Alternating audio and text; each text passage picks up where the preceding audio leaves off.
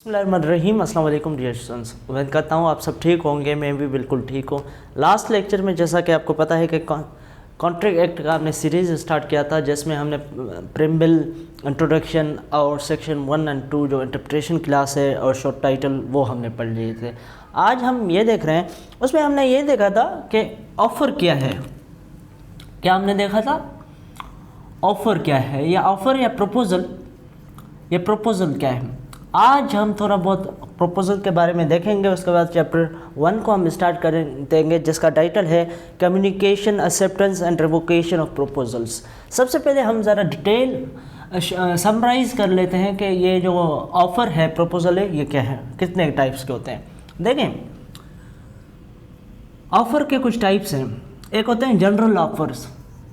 General offers कैसे हैं, मैं आपको समझाता हूँ। ये ऑफर्स होते हैं पब्लिक के लिए, किसी भी पर्सन के लिए। जैसा कि मैं गाड़ी बेच रहा हूँ, या वकास जो है वो गाड़ी बेचता है, वकास जो है वो गाड़ी अपना बेच रहा है, ऑफ़र देता है और एडवर्टाइज कर देता है OLX वगैरह में। इसका मतलब क्या है कि वो क्या कर रहे हैं, ये एक जनरल ऑफ़र। ठीक, उसके बाद जनरल ऑफ़र को कोई भी एक्सेप्ट कर सकता है। उसके बाद हमारे पास आ जाता है स्पेसिफिक। ठीक, स्पेसिफिक ऑफ़र। स्पेसिफिक ऑफ़र क्या है? स्पेसिफिक ऑफ़र होता है किसी भी सर्टेन स्पेसिफिक पर्सन के लिए। वकास जो है वो ज़ोहेब को, मुझे जो है वो ऑफ़र करता है कि मेरी गाड़ी जो है लो आप, और 18 लाख में। तो ये क्या है, ये एक स्पेसिफाइड ऑफ़र है। ये मुझे ऑफ़र कर रहा है, कोई और इस ऑफ़र को जो है एक्सेप्ट नहीं कर सकता। इसके बाद हमारे पास है क्रॉस ऑफ़र। क्रॉस ऑफ़र क्या है जी?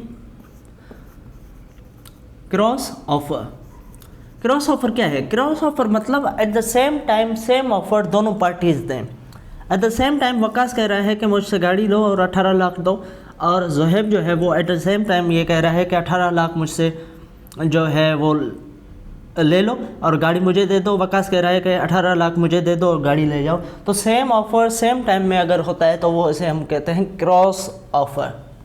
उसके बाद हमारे पास है काउंटर ऑफ़र। काउंटर ऑफ़र क्या है? काउंटर ऑफ़र जैसा कि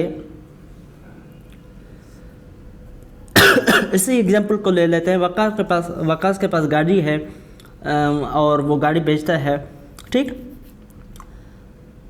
ज़ोहेब कहता है कि मैं एक्सेप्ट कर रहा हूँ, लेकिन इस गाड़ी में आप क्या करें, इस गाड़ी में आप जो है इसका फलाना काम है, इंजन जो है उसको रिपेयर करके दें, फलाना काम करके दें, मतलब कि कंडीशंस लगा रहा है। तो फिर वो काउंटर ऑफ़र हो जाएगा। फिर उस ऑफ़र को वकास जो है उसने एक्सेप्ट करना होगा। तो ये छोटी सी चीज़ें हैं, जैसा कि general offer, specified offer, cross offer और काउंटर ऑफ़र। ये आप ज़रा याद रखिए दीजिएगा।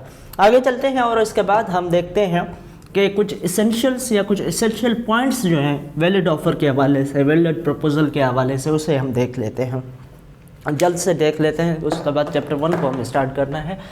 सबसे पहले हमने ये देखना है एसेंशियल पॉइंट्स। एसेंशियल पॉइंट्स क्या हैं जी? सबसे पहले ये है कि ये जो ऑफ़र है या प्रपोज़ल है, ये लीगल रिलेशनशिप क्रिएट करे। फर्स्ट क्या है? Must create legal relationship. इसका क्या मतलब है जी?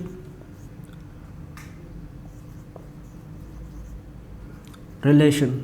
ठीक, क्या मतलब है इसका? इसका मतलब यह है कि ऐसा प्रपोजल होना चाहिए जिससे लीगल रिलेशनशिप बने। आप तो कहेंगे कि हर ऑफ़र से लीगल रिलेशन बनना चाहिए, नहीं, ऐसा नहीं है। सोशल जो कॉन्ट्रैक्ट्स है ना, अब जैसा कि सोशल कॉन्ट्रैक्ट्स हैं वो लीगल रिलेशनशिप क्रिएट नहीं करते। मैं आपको ऑफ़र करता हूँ कि मैं आपको ऑफ़र करता हूँ डिनर का। अब ये जो डिनर का ऑफ़र है ये एक सोशल ऑफ़र है, सोशल कॉन्ट्रैक्ट हो जाएगा, ये लीगल रिलेशनशिप क्रिएट नहीं करेगा। तो यहाँ पे वैलिड ऑफ़र के लिए लाजमी है कि वो लीगल रिलेशन क्रिएट करे। ठीक, सेकेंडली ये क्लियर होना चाहिए, जो है ऑफ़र मस्ट बी क्लियर।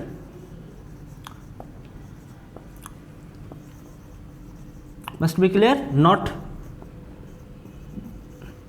इबाम में ना हो। जैसा कि मेरे पास अभी 3 गाड़ियां हैं, फॉर सपोज टोयोटा है, टोयोटा GLI 2005। दूसरा है मेरान, इसको 21 कर देते हैं, ठीक है, मेरान। तीसरा है कल्टस। मेरे पास 3 गाड़ियाँ हैं, मैं ऑफ़र लगाता हूँ कि मैं गाड़ी बेच रहा हूँ, एक गाड़ी बेच रहा हूँ 21 लाख में। ये ऑफ़र आप कहेंगे कि क्लियर नहीं है, क्यों क्लियर? मैं कह रहा हूँ कि मैं गाड़ी बेच रहा हूँ 21 लाख, मेरे पास तो 3 गाड़ियाँ हैं, मैं कौन सी गाड़ी 21 लाख के लिए बेचना चाहता हूँ। तो ये जो ऑफ़र है ये क्लियर नहीं है, तो ऑफ़र का क्लियर होना लाजमी है। मुझे ये कहना पड़ेगा कि 21 लाख में मैं अपना जो है टोयोटा GLI या कल्टस बेच रहा हूँ, तो ये लाजमी है। थर्ड हमारे पास जो एसेंशियल पॉइंट है वो क्या है जी? थर्ड हमारे पास ये है कि ऑफ़र जो है वो कम्युनिकेट होनी चाहिए। Offer must be communicated. मैं जिसके लिए ऑफ़र कर रहा हूँ, जनरल पब्लिक के लिए कर रहा हूँ, तो जनरल पब्लिक को कम्युनिकेट किया जाए। किसी स्पेसिफिक पर्सन को ऑफ़र कर रहा हूँ तो उसको जो है वो कम्युनिकेट किया जाए। उसके बाद हमारे पास है कि can't contain negative condition. Offer में कभी भी नेगेटिव कंडीशन नहीं हो सकती। मैं आपको समझाता हूँ कैसे। कांट कंटेन, मैं पॉइंट्स छोटे छोटे लिख रहा हूँ ताकि वक्त हमारा बच सके, आगे चलें। कांट कंटेन नेगेटिव कंडीशन, इसका क्या मतलब है जी? इसका मतलब ये है कि मैं एक ऑफ़र कर रहा हूँ, यही ऑफ़र को लेते हैं। मैं ऑफ़र करता हूँ कि 21 लाख में मैं अपना टोयोटा GLI का बेच रहा हूँ। वकास को मैं ऑफ़र करता हूँ, स्पेसिफाइड ऑफ़र है, ठीक है। अब मैं कहता हूँ कि वकास तुम जो है 21 नवंबर तक इसको एक्सेप्ट करो, वरना ये ऑटोमेटिकली एक्सेप्ट हो जाएगा। ऑफ़र ऑटोमेटिकली 21 नवंबर तक अगर तुमने रिजेक्ट नहीं की तो वो एक्सेप्ट समझी जाएगी। तो ये नेगेटिव जो कंडीशन है ये मैं नहीं लगा सकता, ठीक है जी। आगे चलते हैं। May be conditional. ऑफ़र जो है कंडीशनल हो सकती है, ठीक। ऑफ़र क्या हो सकती है? ऑफ़र जो है वो कंडीशनल हो सकती है। मे बी में लिख रहा हूँ, मे बी कंडीशनल। कैसे? आगे हम पढ़ेंगे कि आगे हम ये पढ़ेंगे कि एक्सेप्टेंस जो है ना एब्सोल्यूट होनी चाहिए, ठीक है। एब्सोल्यूट जो है एक्सेप्टेंस होना ही चाहिए, लेकिन ऑफ़र जो है, ऑफ़र के लिए लाजमी नहीं है कि अनकंडीशनल हो या एब्सोल्यूट हो, वो कंडीशनल भी हो सकती है। मैं क्या कंडीशन लगा सकता हूँ? मैं कंडीशन लगा सकता हूँ कि 21 लाख के लिए मैं गाड़ी बेच रहा हूँ, लेकिन इसके लिए अगर आपने एक्सेप्ट करना है इस ऑफ़र को तो मुझे 5 लाख रुपया एडवांस पे करना होगा। कंडीशन प्रेसिडेंट में लगा रहा हूँ, तो ये मैं लगा सकता हूँ। आगे चलते हैं। आगे क्या है जी? Can be specific and general. मैंने आपको बता दिया कि स्पेसिफिक भी हो सकता है और किसी स्पेसिफिक पर्सन के लिए भी हो सकता है और जनरल भी हो सकता है। आगे चलते हैं। May be express. ऑफ़र जो है वो एक्सप्रेसली भी हो सकती है, इम्प्लाइडली भी हो सकती है।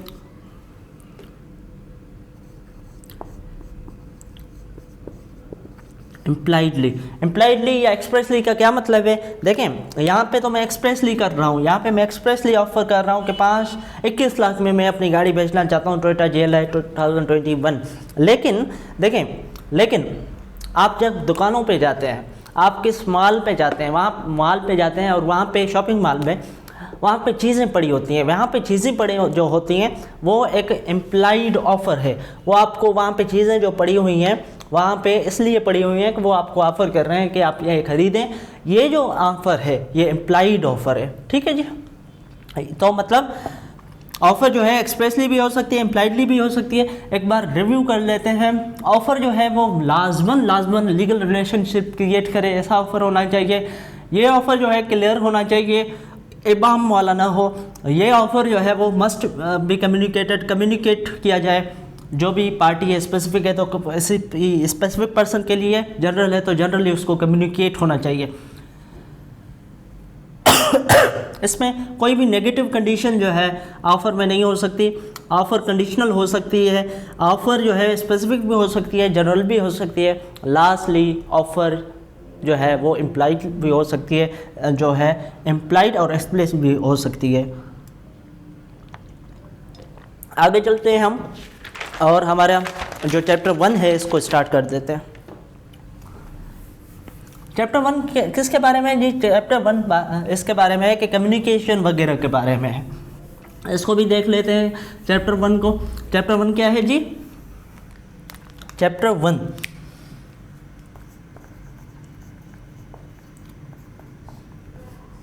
Contract act 1872, communication, acceptance and revocation of proposal.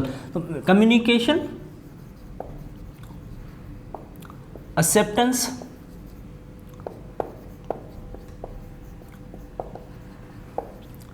Revocation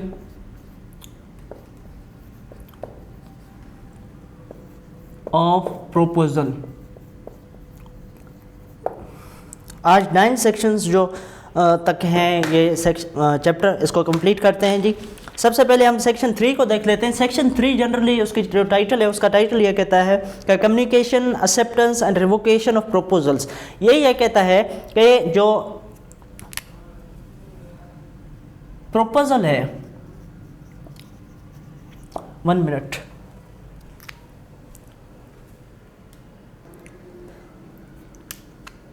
ji. Section 3 कहता है कि ये जो प्रपोजल या एक्सेप्टेंस है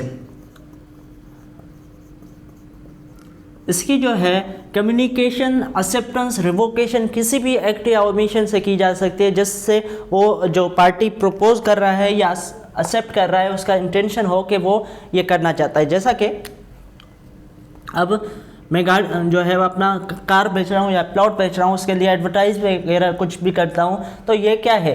ये कम्युनिकेशन हो जाएगा, क्योंकि ये मेरा जो इंटेंशन है वो यही है। यहाँ पे लिखा हुआ है are deemed to be made by any act or omission of the party proposing, accepting or revoking by which he intends to communicate such proposal।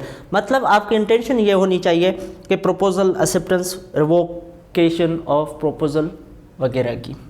आगे चलते हैं सेक्शन 4 में। सेक्शन 4 इंपॉर्टेंट है। सेक्शन 4 कहता है कि कम्युनिकेशन व्हेन कंप्लीटेड। एक offer है या हम लिख लेते हैं प्रपोजल। अब ये प्रपोजल की कम्युनिकेशन कब कंप्लीट होगी जी? कब कंप्लीट होगी? फॉर सपोज हम कहते हैं कि ये स्पेसिफिक है, फॉर सपोज ये स्पेसिफिक है और जो प्रपोज कर रहा है वो है ज़ुहैब और वो कर रहा है मिस्टर टिल्लू को। मिस्टर ज़ुहैब मिस्टर टिल्लू को जो है वो प्रपोजल सेंड कर रहा है। तो ये प्रपोजल की कम्युनिकेशन कैसे होगी? देखें, अभी जो प्रपोजल कम्युनिकेशन होती है, आप फ़ोन पे कॉल कर लेते हैं, कम्युनिकेट हो जाता है, व्हाट्सअप कर देते हैं, ईमेल कर देते हैं, लेकिन पहले ऐसा नहीं होता था। ये 1872 का आइन, ये जो है 1872 का कानून है, तो उस वक्त लेटर, खतूत वगैरह किए जाते थे। अभी भी कुछ जगहों पे खतूत वगैरह चलते हैं बड़े कंपनीज वगैरह में। तो ये जो प्रपोजल है इसकी कम्युनिकेशन तब कंप्लीट तब होगी जब ये प्रपोजल जो प्रोमिसी है उसकी नॉलेज पे आ जाए। मिस्टर टिल्लू के लिए प्रपोजल है स्पेसिफिक, तो ये जब मिस्टर टिल्लू के जो है नॉलेज में आ जाए तो प्रपोजल की कम्युनिकेशन कंप्लीट हो जाएगी। ठीक, यहाँ पे क्या लिखा हुआ है? The communication of the proposal is complete when it comes to the knowledge of person to whom it is made. ये प्रपोजल इसके लिए बना था, इसके नॉलेज में आ गया, कम्युनिकेशन कंप्लीट हो गई। ठीक है जी, उम्मीद करता हूँ आपको आसानी से मैं समझा रहा हूँ। ठीक, आगे चलते हैं जी। अब एक्सेप्टेंस, प्रपोजल हो गया, अब आ गई एक्सेप्टेंस। अब एक्सेप्टेंस जो है उसकी कम्युनिकेशन कैसे होगी जी? एक्सेप्टेंस की जो कम्युनिकेशन है वो एज अगेंस्ट प्रपोजल के लिए जो ये है ना प्रपोजल मिस्टर ज़ुहैब, इसके लिए कम्युनिकेशन ऑफ एक्सेप्टेंस कंप्लीट तब होगी जब मिस्टर टिल्लू लेटर के साथ अगर फॉर सपोज जो है वो एक्सेप्ट कर रहा है, तो लेटर जब वो पोस्ट कर देगा लेटर जब मिस्टर टुलू के रीच से बाहर निकल जाए, उसने पोस्ट कर दिया, तो acceptance as against proposal complete हो गया। The communication of an acceptance is complete as against the proposer, Mr. Zohaib, ठीक, when it is put in a course of transmission to him। Letter यहाँ पे post हो गया mister Zoheb के लिए, तो ये जो है कम्युनिकेशन ऑफ एक्सेप्टेंस कंप्लीट हो गया, so as to be put out of power of the acceptor। Letter post हो गया, पावर ऑफ एक्सेप्टर की पावर से निकल गया, तो ये एक्सेप्टेंस की जो है वो as against proposer communication complete है। अच्छा, तो as against acceptor, as against acceptor जो है वो कंप्लीट कैसे होगी जी? एज अगेंस्ट एक्सेप्टर एक्सेप्टेंस की कम्युनिकेशन कंप्लीट तब होगी जब ये लेटर आके मिस्टर जोहेब के पास पहुंचेगा। As against acceptor when it comes to the knowledge of the proposer. अभी मैं सिंपल करके समझाता हूँ, ठीक, यहाँ तक आप रुकिएगा, यहाँ से ही मैं आपको समझाता हूँ। देखिए मिस्टर जोहेब ने क्या, मिस्टर जोहेब ने एक ऑफर किया, प्रपोजल किया। अब प्रपोजल की कम्युनिकेशन कंप्लीट तब होगी जब ये प्रपोजल मिस्टर टुलू के लिए बनाया गया तो उसके नॉलेज में आया, ठीक, इसका नॉलेज में आया, प्रपोजल की कम्युनिकेशन कंप्लीट हो गई। अब ये जो है मिस्टर टुलू ये लेटर लिख के एक्सेप्टेंस कर रहा है। अब ये लेटर जब लिख रहा है, लेटर जब सेंड करेगा तो कम्युनिकेशन ऑफ एक्सेप्टेंस, ये लेटर किसके लिए है? ये लेटर है एक्सेप्टेंस के लिए। ये जो एक्सेप्टेंस की कम्युनिकेशन अगेंस्ट प्रपोजल कंप्लीट तब होगी जब इसने पोस्ट कर दिया, इसकी अप्रोच से वो बाहर निकल गया एक्सेप्टेंस का लेटर, तो एज अगेंस्ट मिस्टर जोहेब ये जो है कम्युनिकेशन हो गई। लेकिन as against mister Tulu acceptance की कम्युनिकेशन कंप्लीट तब होगी जब ये लेटर आके मिस्टर जोहेब के नॉलेज में आए और मिस्टर जोहेब के पास पहुँचे, ठीक। आगे चलते हैं। अब हमारे पास आ जाता है रिवोकेशन। हमने प्रपोजल की भी कम्युनिकेशन देखी और एक्सेप्टेंस की भी कम्युनिकेशन देखी। अब हम देखते हैं रिवोकेशन की कम्युनिकेशन कैसे होगी जी? रिवोकेशन की कम्युनिकेशन जिसने रिवोक किया है, फॉर सपोज जिसने भी रिवोक किया है उसके लिए मिस्टर जोहेब ने रिवोक किया, मिस्टर जोहेब ने ऑफर ही रिवोक किया, तो as against mister Zoheb revocation की कम्युनिकेशन कंप्लीट तब होगी जब इसने ये लेटर जो रिवोकेशन का लेटर है वो पेस्ट जो है वो कर दिया, ठीक है जी। और as against mister Tulu complete तब होगी जब मिस्टर टुलू के पास वो रिवोकेशन का लेटर पहुंच जाए। वर्डिंग भी यहाँ से देख लेते हैं, वरना आप कहेंगे कि ये क्या बता रहा है, वर्डिंग तो ये कुछ और लिखी हुई है, कुछ और नहीं लिखी हुई, यही चीज़ लिखी हुई है। मैंने ऊपर वाला तो आपको समझा दिया है। रिवोकेशन को देख लेते हैं। The communication of revocation is complete as against a person who makes it. Revocation ये कर रहा है तो इसके अगेंस्ट कंप्लीट कब होगी? When it is put into course of transmission to a person to whom it is made, mister Tulu के लिए, ठीक है। So as to be put out of power of a person who makes it, ठीक। आगे चलें। और as against a person to whom it is made, mister Tulu के लिए रिवोकेशन लेटर बना, तो इसके लिए रिवोकेशन का जो कम्युनिकेशन है वो कंप्लीट तब होगी जब वो लेटर आके इसके पास पहुंचे। As against a person to whom it is made when it comes to his knowledge, इसके नॉलेज पे आ जाए, ठीक। आगे चलते हैं सेक्शन 5 की तरफ।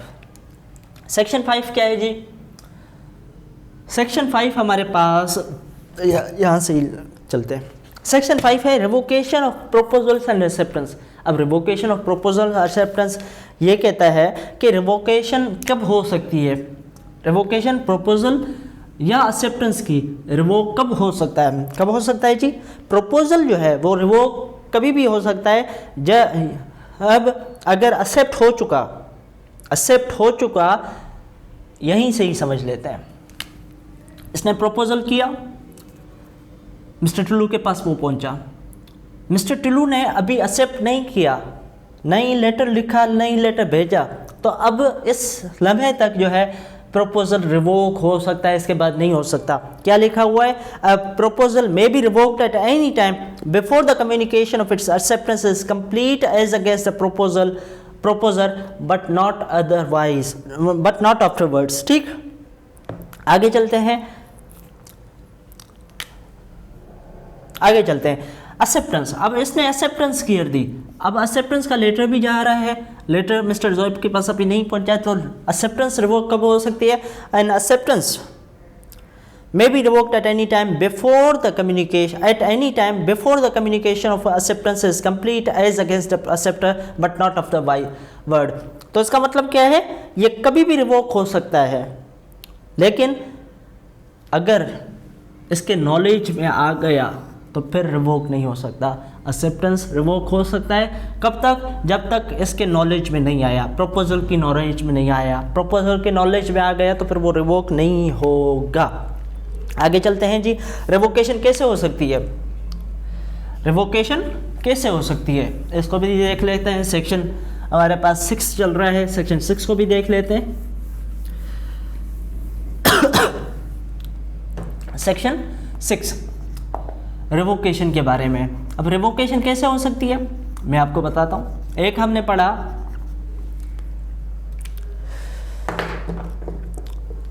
एक तो नोटिस के थ्रू हो सकती है रिवोकेशन।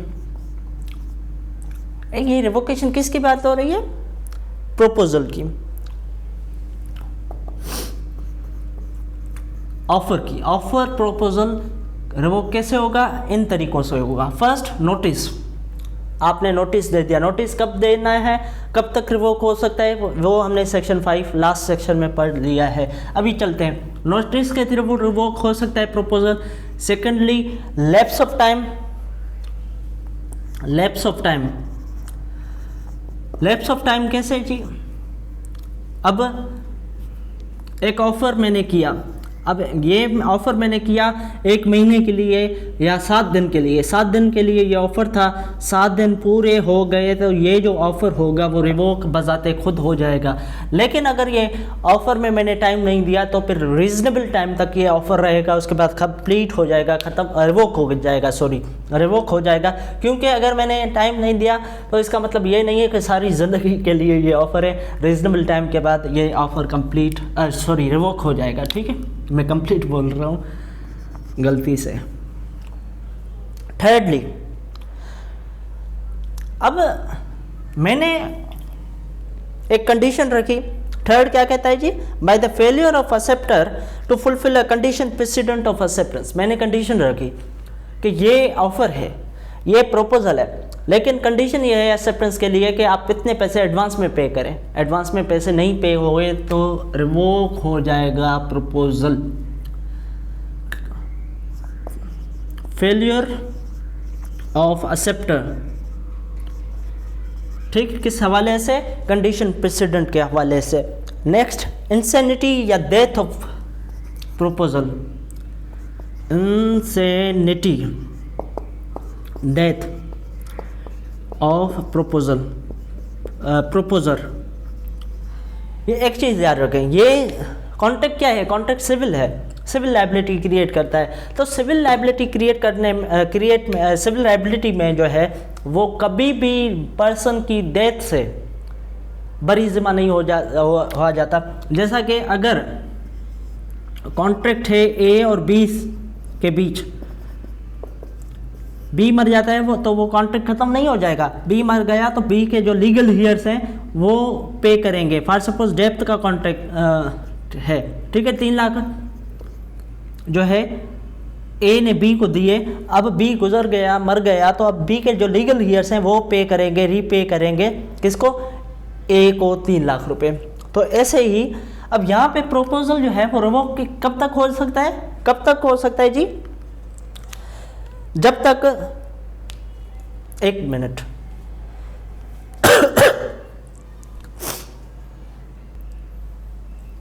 Welcome back. आप ये सोच रहे होंगे कि मैं ये मिनट में पास क्यों कर रहा है। असल में क्या है कि मैंने पंखा बंद कर रखा है और दरियाँ भी बंद कर दी हैं, खिड़कियाँ बंद कर दी हैं, क्योंकि फिर वॉइस आ जाता है, नॉइस आ जाता है, तो इसलिए मैंने बंद कर दिया। तो गर्मी बहुत हो रही है तो इसलिए पास करके ज़रा रेस्ट कर लेता हूँ, ठीक है। आगे चलते हैं। फोर्थ क्या है, इंसेनिटी या डेथ प्रपोजर की। रिवोक कब होगी, रिवोक तब होगी जब एक्सेप्टर जो है,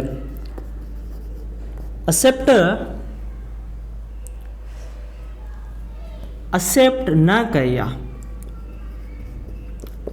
ये ए है, इसने बी को ऑफर किया। अब ऑफर रिवोक कब होगी, अब इंसेनिटी या डेथ के केस में, जब बी ने अभी तक एक्सेप्ट नहीं किया और उसको नॉलेज हो गई है कि ए जो है उसकी डेथ हो चुकी है या इंसेन हो चुका है और उसने अभी तक एक्सेप्टेंस नहीं की है उस ऑफ़र की, तो इस केस में प्रपोजल जो है वो रिवोक हो जाएगा, ठीक। तो इन 4 कंडीशंस में जो है वो रिवोकेशन होगी। आगे चलते हैं। आगे हमारे पास है एक्सेप्टेंस मस्ट बी एब्सोल्यूट। मैंने ऑफर जब आप पढ़ रहे थे शुरू में, उसमें भी मैंने आपको बताया था कि जो ऑफर है वो कंडीशनल हो सकती है, लेकिन एक्सेप्टेंस कभी भी कंप्लीट कंडीशनल नहीं हो सकती। ऐसा ही यहाँ पे लिखा हुआ है। सेक्शन 7 की जो टाइटल है वो ये है कि एक्सेप्टेंस मस्ट बी एब्सोल्यूट। इसका मतलब क्या है कि एक्सेप्टेंस, मैं आपको समझाता हूँ। इसी को ही ले लेते हैं। ये फॉर सपोज प्लॉट क्या लेन देन कर रहे हैं, ए ने प्लॉट के लिए ऑफर दी बी को 60 लाख रुपए में, तो ये जो है बी ये नहीं कह सकता कि अब 60 लाख रुपए में ठीक है, लेकिन आप ये करें कि प्लॉट में जो है एक कमरा बना के दें मुझे, तो ये कंडीशन नहीं लगा सकता एक्सेप्टेंस के साथ। एक्सेप्टेंस एब्सोल्यूट होना चाहिए, फर्दर नेगोशिएशन, फर्दर कंडीशन नहीं होनी चाहिए। एक्सेप्टेंस जो है कंप्लीट ही कंडीशनल नहीं हो सकती, एब्सोल्यूट होना चाहिए। आगे चलते हैं। इसमें दूसरी भी बात लिखी हुई है। फर्स्ट तो ये लिखी हुई है कि in order to convert a proposal into promise, acceptance must be absolute and unqualified, ठीक। आगे चलते हैं। ये एक्सेप्टेंस जो है must be expressed in some usual और reasonable manner unless the proposal prescribes the manner in which it is to be accepted. जैसा कि ए ने अगर फॉर सपोज प्रपोजल दिया है और ये कहता है, ए ने कंडीशन लगा दी है कि ये जो एक्सेप्टेंस होगी, एक्सेप्टेंस कैसे होगी जी, एक्सेप्टेंस होगी थ्रू लेटर। आप टीसीएस के थ्रू लेटर भेजेंगे, उससे एक्सेप्टेंस होगी। तो इस केस में जब कंडीशन लगा दी जाए तो इस केस में इसी पैटर्न में, इसी कंडीशन के तहत एक्सेप्टेंस होगी, इसके सिवा नहीं होगी। अदरवाइज यूजुअल रीजनेबल मैनर में होनी चाहिए। लेकिन यहाँ पे एक चीज़ और भी लिखी हुई है कि if the proposal prescribes the manner in which it is to be accepted. यहाँ पे ऐसा प्रपोजल जो है एक्सेप्टेंस का एक मैनर दे रहा है कि टीसीएस के थ्रू एक्सेप्टेंस होगी, लेकिन यहाँ पे अगर बी जो है वो कोई और तरीके से एक्सेप्टेंस कर रहा है और बी ए जो है उसको रोक नहीं रहा, उसको ये नहीं कह रहा कि जी आपका एक्सेप्टेंस गलत है, आप एक्सेप्टेंस टीसीएस के थ्रू करें, तो फिर यही एक्सेप्टेंस जो कि इस कंडीशन के तहत नहीं फुलफिल हुई, लेकिन ए ने उसको ऑब्जेक्ट नहीं किया, तो ये भी एक्सेप्टेंस ही समझी जाएगी। कैसे, मैं आपको बताता हूँ। The proposal prescribes a manner in which it is to be accepted and the acceptance is not made in such manner। Manner ये बताया गया, इस मैनर में बी ने एक्सेप्टेंस नहीं की, ठीक। The proposal may within reasonable time after the acceptance is communicated to him insist that his proposal shall be accepted in the prescribed manner, not otherwise, but if he fails to do so he accepts the acceptance। तो यही मतलब है, अगर B otherwise acceptance कर रहा है और ये उस पर ऑब्जेक्ट नहीं करता, उसको ये नहीं बोलता कि अदरवाइज एक्सेप्टेंस नहीं होगी, तो फिर यही समझा जाएगा ए ने एक्सेप्टेंस को कंप्लीट जो है एक्सेप्ट कर उसको कबूल कर लिया है, ठीक है, और वो एक्सेप्टेंस कबूल ही समझी जाएगी। आगे चलते हैं सेक्शन 8 की तरफ। अब सेक्शन 8 क्या है? सेक्शन 8 हमारे पास बताता है सेक्शन 8 टाइटल क्या है? एक्सेप्टेंस बाय परफॉर्मिंग कंडीशंस और रिसीविंग एक्सेप्टेंस बाय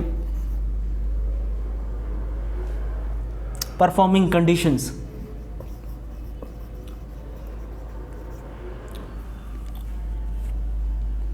ठीक है, परफॉर्मिंग, ठीक है, परफॉर्मिंग कंडीशंस और रिसीविंग कंसिडरेशंस। एक चीज़ तो मैं आपको यहीं से ही आपको मैं भी समझ में आ गया होगा, कंसिडरेशंस क्या। मैंने एक एग्जांपल दिया था कि ऑफ़र जो है वो कंडीशनल हो सकती है। ये कंडीशनल हो सकती है कि ऑफ़र जो है, प्लॉट जो मेरा है वो मैं बेच रहा हूँ 1 करोड़ के लिए, ये ऑफ़र है, लेकिन आपने 25 लाख रुपए एडवांस देने पड़ेंगे एक्सेप्टेंस के लिए। तो 25 लाख जो अगर किसी ने पे कर दिए तो ये समझा जाएगा कि उसने ऑफ़र को जो है एक्सेप्ट कर लिया है। The performance of conditions of the proposal और the acceptance of any consideration, acceptance of any consideration की बात को बाद में देखते हैं, is an acceptance of proposal. ठीक, अब दूसरी को देख लेते हैं। एक हमने पढ़ा था रेसिप्रोकल प्रोमिसेस, यहाँ पे भी रेसिप्रोकल प्रोमिसेस है, इसको अब चेंज कर लेते हैं। ठीक है, ये आपने समझ लिया। अगर प्लॉट में 1 करोड़ है और ये कह रहा है कि 25 लाख देने हैं एक्सेप्टेंस के लिए, कंडीशन प्रेसिडेंट है ये, तो फिर अगर किसी ने 25 लाख रुपए पे कर दिए तो कंडीशन फुलफिल हो गई, इसका मतलब है कि उसने ऑफर को एक्सेप्ट कर लिया। अब इसको यहाँ पे छोड़ें, दूसरी चीज़ को समझते हैं। वो ये है कि रिसीविंग कंसिडरेशन। ए ने बी से गाड़ी ली और 10 लाख रुपए में। अब ये क्या है, रेसिप्रोकल प्रोमिस है। इसके लिए ये जो है ए के लिए 10 लाख रुपए जो है कंसिडरेशन होगी, बी के लिए कंसिडरेशन क्या होगी, कार कंसिडरेशन होगी। अगर बी अब ऑफर कर रहा है कार के लिए, अगर कार बी ने रख ली, एक्सेप्ट कर ली, ठीक, उसको रिसीव कर लिया, बी के लिए कंसिडरेशन क्या है, कार को उसने रख दिया, तो ये समझा जाएगा कि ऑफर जो है वो एक्सेप्ट हो चुका है। ये एक्सेप्टेंस ऑफ ऑफर समझा जाएगी। मेरे ख्याल से आपको मैं एक बार फिर से ये समझा दूँ, ये तो आपको समझ आ गया होगा। इसको देख लेते हैं, मैं दूसरा पेन ले लेता हूँ। देखें यहाँ पे ए ने बी को ऑफर की कि वो अपना कार बेच रहा है 10 लाख रुपए में। अगर वो कार अब बी ले लेता है, एक्सेप्ट, बी कहता है कि मैं रख लेता हूँ, ये कंसिडरेशन है ना कार इसके लिए, बी के लिए, तो बी अपने पास वो कंसिडरेशन रिसीव कर लेता है, तो इसको भी समझा जाएगा कि उसने इस ऑफर को एक्सेप्ट कर दिया है। एक बार बेयर रीडिंग भी कर लेते हैं। Performance of the conditions of the proposal, ये वाली कंडीशन 25 लाख रुपए उसने पे कर दिए, तो वो सेकेंडली, और the acceptance of any consideration, accept कर लिया ना इसने। For a reciprocal promise which may be offered with the proposal is an acceptance of the proposal. ठीक, आगे चलते हैं। आगे जो हमारे पास है वो यही कह रहा है कि प्रपोजल एक्सप्रेस और इम्प्लाइड। अगर ये सिंपली मैं बता देता हूँ कि प्रपोजल जो है, प्रोमिस, इसको पढ़ लेते हैं। Promises express or implied. In so far as the proposal or acceptance of any promise is made in words, the promise is said to be express. Promise express कब होगी, जब वो wording में हो, written हो, ठीक है, written हो या wording में हो। In so far as such proposal or acceptance is made otherwise than in words, words में ना हो, किसी एक्ट के थ्रू हो, तो वो implied है। ये implied और expressly में फ़र्क है। expressly में फ़र्क क्या है कि वो वर्डिंग में होगी, वर्डिंग रिटन भी हो सकते हैं, ओरली भी हो सकते हैं। इम्प्लाइड में वो किसी एक्ट के थ्रू वगैरह हो सकती है। मैंने आपको एग्जांपल दिया था, आप किसी मॉल पे जाते हैं और मॉल में वो चीज़ें जो रखी होती हैं, ये क्या है, ये एक ऑफ़र है ये, लेकिन वो ऑफ़र जो कि इम्प्लाइड है, वो ऑफ़र जो है रिटन नहीं है, वर्ड्स में नहीं है, तो वो ऑफ़र जो है इम्प्लाइड होती हैं। तो आज के लेक्चर में हमने ये सारा कुछ पढ़ लिया है, जिसमें ऑफर वगैरह की एसेंशियल टाइप्स देख ली। उसके बाद communication, acceptance, revocation of proposal को भी हमने देख लिया। नेक्स्ट लेक्चर में हमने चैप्टर 2 स्टार्ट करना है, जिसका टाइटल है contracts, voidable contracts and void agreements. Void agreements क्या है, वॉइडेबल कॉन्ट्रैक्ट्स क्या है, हमने थोड़ा सा देख लिया है, लेकिन अभी डिटेल में इसमें जाएंगे सेक्शंस में, और कॉन्ट्रैक्ट्स क्या हैं। तो stay tuned. Thank you very much. इंशाल्लाह नेक्स्ट लेक्चर में मुलाकात होगी। Thank you.